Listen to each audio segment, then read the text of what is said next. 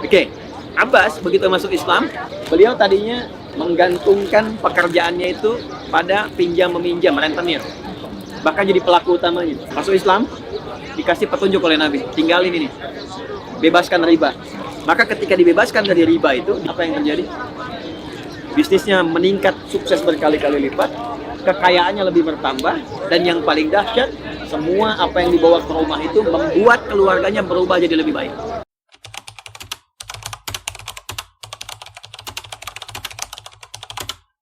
Assalamualaikum warahmatullahi wabarakatuh. Lalu berlanjut era, ini lembah semua, tandus. Nah ini bebatuannya kayak gitu tuh, padat sekali. Makanya minyaknya flat gitu ya, di balik rahasianya. Ini yang sebelah kiri, yang sekarang ada istana besar, ini bukit khusus penanda kekuasaan. Jadi kalau kita lihat ini banyak bukit. Tapi kenapa yang ini jadi spesial? Kenapa istananya dibikin di sini bukan di sebelah sana misalnya? Karena bukit ini sejak zaman dulu sampai zaman jahiliyah sampai sekarang ini bukit penanda kekuasaan. Jadi dulu kalau ada orang yang ingin menunjukkan kuasanya, dia akan naik ke bukit itu dan memberikan banyak perintah atau informasi. Nah, termasuk Nabi Muhammad SAW ketika peristiwa Isra Mi'raj itu beliau naik ke atas bukit ini untuk menyampaikan informasi telah terjadi peristiwa Isra Mi'raj. Ingin memberikan kesan bahwa kehidupan dan kekuasaan akan berubah. Nah, sekarang yang memegang kekuasaan di Saudi ini ya ada satu bagian dinasti dan dia bangun istana untuk memberikan kesan bahwa yang pimpin sekarang itu. Jelas ya?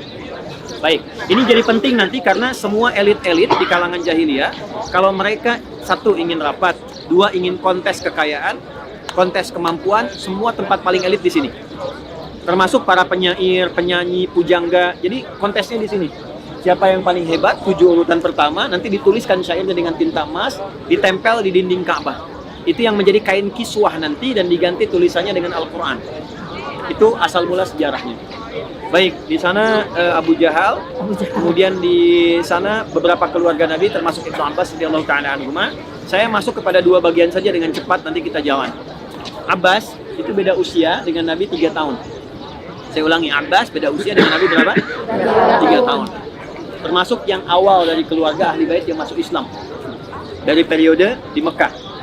Jadi ada nanti Ali bin Abi Thalib, ada kemudian Abbas bin Abdul Muthalib. Saya cepat saja, Abbas itu pedagang, bisnis, usaha. Tapi lihat visinya. Setelah masuk Islam, itu berubah cara pandangnya. Jadi Islam itu dahsyatnya bisa merubah cara pandang orang dan selalu lebih baik, lebih maju. Gak ada orang zaman Nabi dan di era sahabat setelahnya dengan menjaga prinsip ini, gak ada satupun yang masuk Islam kecuali satu, kalau dia pelajar pasti lebih pintar, kalau dia pedagang pasti kaya, kalau dia punya kedudukan pasti yang tertinggi di level manapun, mau di birokrasi, diplomasi, di militer pasti jadi yang terhebat. Jadi gak ada orang masuk Islam kecuali jadi lebih baik. Artinya kalau saya, Anda, kita berislam sampai sekarang belum jadi lebih baik, berarti ada yang belum sempurna yang kita pelajari dari keislaman kita itu. Karena nggak ada orang masuk Islam, silahkan Anda baca dimanapun. Yang masuk Islam pasti jadi hebat, dimanapun itu. Oke, Abbas begitu masuk Islam, beliau tadinya menggantungkan pekerjaannya itu pada pinjam meminjam, rentenir. Bahkan jadi pelaku utamanya. Masuk Islam, dikasih petunjuk oleh Nabi, tinggalin ini, bebaskan riba. Maka yang pertama kali dibebaskan dari konsep riba dalam kehidupan sejarah Islam itu ribanya paman Nabi SAW. Jadi langsung dipraktekkan dari keluarga. Jadi kalau kita ingin memulai pada orang contoh kebaikan, praktekkan dari pribadi dulu. Maka ketika dibebaskan dari riba itu, ditinggalkan segala jenis hal yang bisa menghancurkan dari konsep bisnis beliau itu, diganti dengan konsep keislaman, value-nya dipraktekkan, apa yang terjadi? Bisnisnya meningkat, sukses berkali-kali lipat, kekayaannya lebih bertambah, dan yang paling dahsyat, semua apa yang dibawa ke rumah itu membuat keluarganya berubah jadi lebih baik. Merubah perilaku anak, menghadirkan keharmonisan dalam rumah tangga. Artinya sebaliknya, kalau Anda bekerja dengan cara yang tidak baik, dapat uang yang nggak baik, itu gampang. Pokoknya ciri pertamanya pasti ada masalah di rumah. Ini sudah rumusan dari ulama. Jadi ada beberapa turunan, ada 9 poin lah. Salah satu poinnya itu, kalau Anda menemukan di rumah tangga, misal seringkali cekcok istri dengan suami, anak jadi sulit diatur dan sebagainya, itu cek yang pertama kali yang masuk ke rumah halal atau tidak. Jelas ya? Halo? Nah. Jelas ya? Satu, 2 poin tuh. Oke. Jadi lebih sukses. Setelah itu apa yang terjadi? Abbas dan istrinya kompak. Ummu Fudail. Udah anak kita yang pertama, karena melihat kebesaran, kebenaran risalah Nabi, kita khidmatkan ke Nabi aja, melayani Nabi SAW. Anak pertama, khusus melayani Nabi. Nah, masih ingat kan Nabi meninggal itu? Beliau di pangkuan Sayyidah Aisyah kan? Wudhu kan? Kemudian sholat ya. Nah, yang bawakan air wudhunya itu adalah Fudail.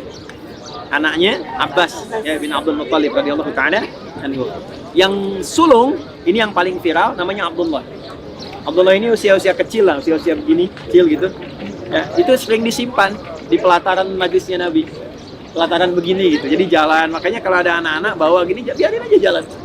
Biarin, asal tidak membahayakan untuk dirinya atau membahayakan untuk orang lain, jalan. Apa yang dia serap, itu semua yang dilihat, didengar, dipelajari. Nah, semua yang dilihat Nabi, yang didengar perkataan Nabi. Gak ada yang keluar dari Nabi kecuali kebaikan, kelembutan, kemuliaan. Maka jatuh cinta dengan Nabi sejak kecilnya. Sampai memutuskan dalam usia dini, belum dia balik, dia sudah pengen tahu kegiatan Nabi malam. Karena kalau pagi kan biasa, lihat siang biasa. Malam Nabi gimana? Bangun jam berapa? Maka beliau kemudian minta izin pada orang tuanya untuk menginap di kediaman bibinya Sayyidah Maimunah.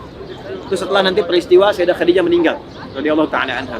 Maka kalau kita nanti jalan tuh persis di dekat kren yang kuning, yang paling ujung, yang belakangnya Zam-Zam itu kan ada menara ya, yang atasnya ada hijau tuh 2. Kelihatan nggak? Itu ke bawahnya itu gate Nabi namanya, gate Nabi, babun Nabi yang dijaga tentara di situ. Ya, nah di situ kediaman Sayyidah Maimunah radhiyallahu ta'ala anha. Di situ kemudian yang tadi di rumah keren sini main ke sana hanya untuk melihat bagaimana cara bangun tidurnya Nabi SAW. Maka hadis tentang cara bangun tidur itu diriwayatkan oleh anak kecil yang belum balik.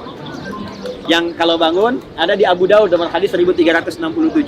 Nabi itu kalau bangun tidur beliau duduk dulu, menghilangkan bekas ngantuknya, membaca 11 ayat terakhir surah Ali Imran. Itu yang riwayatkan tuh anak kecil. Usianya belum balik. Usianya belum balik. Cuma pengen numpang tidur di situ, pengen tahu kegiatan Nabi malamnya seperti apa. Nah, akhirnya setelah Nabi meninggal sallallahu alaihi wasallam, usianya masih 13 tahun anak itu. Bapaknya Abbas yang tadi sibuk itu, di balik kesibukannya masih sempat kalau akhir pekan itu masih ta'lim Pak, ikut kajian Nabi, ikut belajar. Nabi meninggal hafal 200 hadis. Ya, kalau Quran gampang, Quran tuh nggak usah ditanya, gampang banget, ya. Tapi kalau hadis belum tentu. Jadi sesibuk apapun itu masih menyempatkan diri belajar. Dan yang dipelajari spesifik. Anda kalau tentara nggak usah ngaji fikih bisnis, ngaji fikih militer. Anda yang pebisnis ngajinya fikih apa? Ya, fikih niaga. Ibu di rumah tangga ngajinya apa? Bab tentang rumah tangga. Jangan bahas yang tinggi-tinggi. Anak-anak bab tentang sekolah. Itu yang diajarkan Nabi. Jadi belajar itu apa yang dipelajari itu yang dipraktekkan. Semua komen sahabat begitu. Kami nggak pernah ngaji Al-Quran kecuali setiap 5 ayat kami praktekin dulu. Paling banyak 10 ayat. Kalau hadis itu sesuai dengan apa yang mereka kerjakan. Jadi tukang kebun belajar tentang kebun. Ya, nanti tambahannya akhlak, ibadah dan sebagainya. Itu yang paling pokok.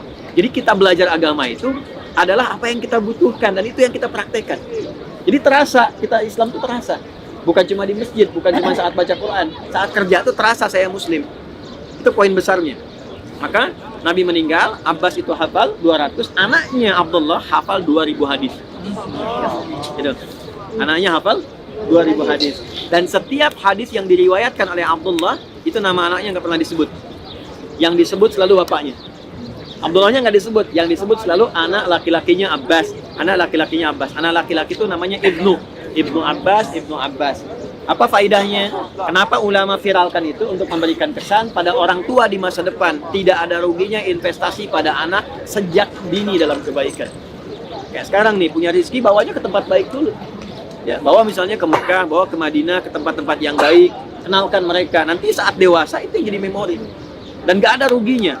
Kalau nggak percaya silahkan cobalah. Ya, dari sekarang tanamkan yang baik-baik. Semua. Maka jadinya apa? Semua apa yang ia kerjakan, dididik sholat, didik puasa, didik macam-macam, itu setiap dia sholat pahalanya ngalir pada orang tua. Dan paling terasa nanti kalau di dunia keberkahan, di alam kubur cahaya. Ya, ibu bapak nggak percaya silahkan ya. Anaknya, misal dekatkan dengan Quran. Bapak pulang capek nih, itu lihat anak usia 3 tahun, cuman baca Ad-Duha pun itu bisa hilang semua capeknya. Gak percaya sama saya silahkan lakukan.